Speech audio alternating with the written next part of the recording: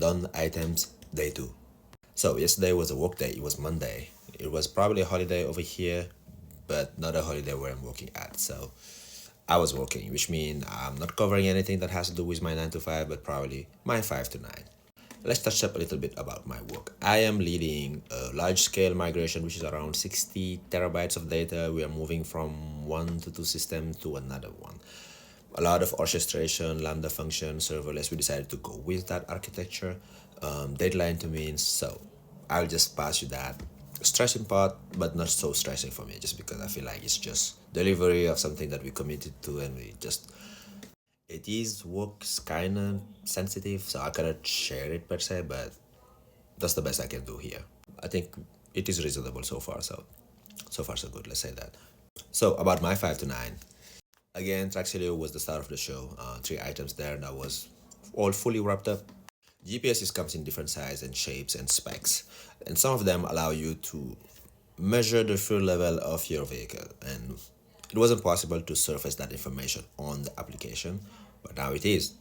No overthinking, I just went through the UI without even making the API yet, and thinking about where would it make sense to show the fuel information. So it makes sense to see it on the device information itself, the current level.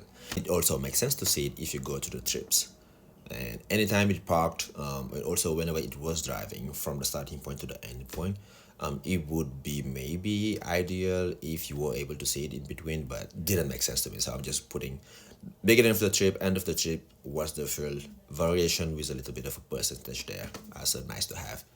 And in case you are curious, here is a quick before and after. Again, Traxilio turning into more of a fleet management app means we are handling anything that has to do with document, especially documents that comes to expiration date.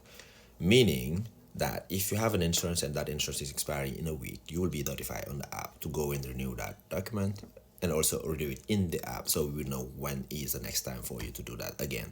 Any document for the vehicle would have a media. You can always go there and add few. Right now it's only limited to 5. You can upload up to 5 media, meaning PDF, images, video for your document per se. It can be a picture of your ID, a picture of your insurance, and whatever. And so far you could just see a preview of it, but you couldn't open it full size in case you're trying to share it in between with other people or your same team. So now I added this button that allows you, once you click on it, it will open the browser and give you a temporary link to that asset for you to share, to download and email or send on WhatsApp. No mic drop moment, but you'll be surprised how much you can get done by just putting 4 hours a day consistently.